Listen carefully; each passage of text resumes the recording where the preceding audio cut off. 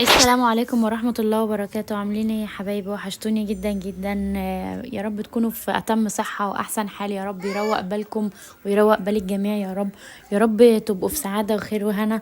النهاردة حبيت أوريكم إن أنا دهنت الأبواب بتاعتي، فحبيت أوريها لكم. حبيت اوريلكم الابواب. كانت طبعا بني لاكيه بيبرق كده. احنا طبعا شاريين الشقه يعني كده بالابواب بتاعتها بني لاكيه بيلمع. فانا حبيت اعمل اللون الفانيليا لاتيه واغير لون الابواب واخليها اللون اللي هو الابيض، ربع لمعه. يعني اللون ده هيطفي شويه كمان. ده كان لسه مدهون. يعني ده الوش الاول كمان يعني. وده الوش الاول حتى تلاقوا لسه تحسوا ان في درجة البني لسه باينة من تحت. فهو اداها 3 وشاش عشان اللون يبقى الابيض تقيل وثابت عليه.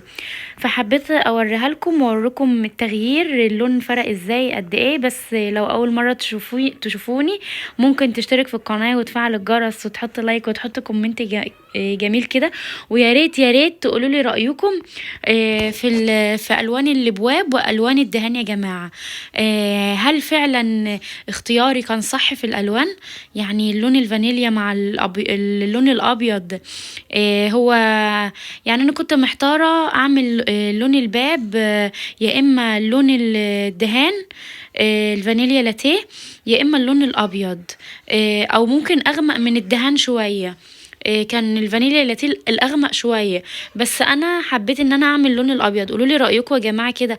يعني هل اللون الابيض حلو؟ بصوا الوزر دوت الزاويه اللي في الشقه دي كانت بني بردك، اللي هو اللاكيه اللي بيلمع، النظام القديم بقى.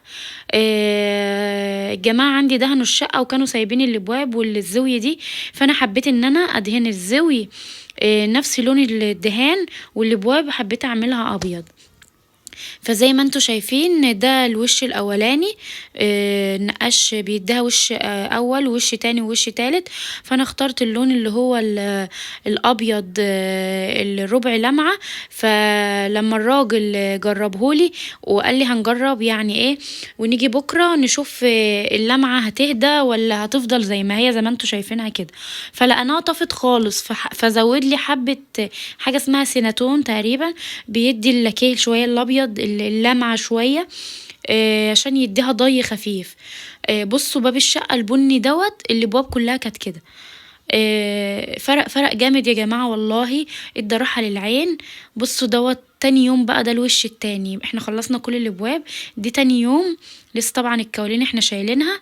منظر الباب في منتهى الجمال والضي خفيف. ده اللي انا حباه. انا ما كنتش عاوزة ان انا اعمله لاكيه لمعة كاملة، مش حابة خالص.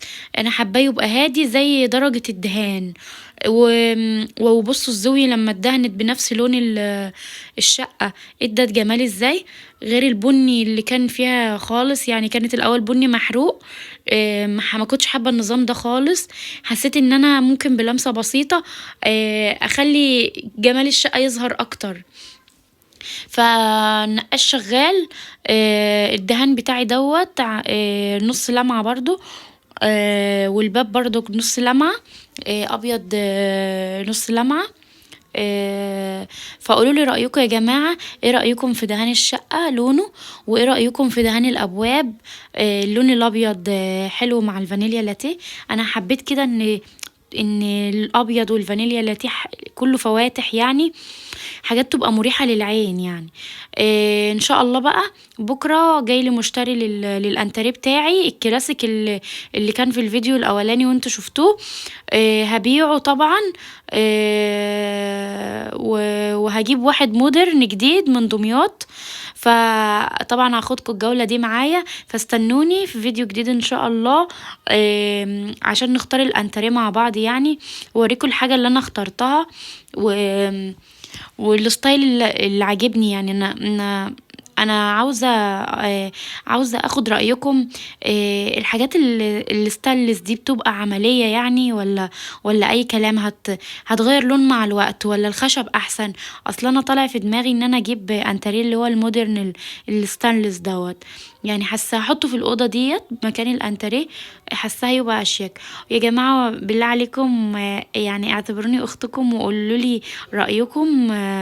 وفيدوني يعني لو عندكم يعني رأي او فكرة او حاجة ممكن تفيدوني.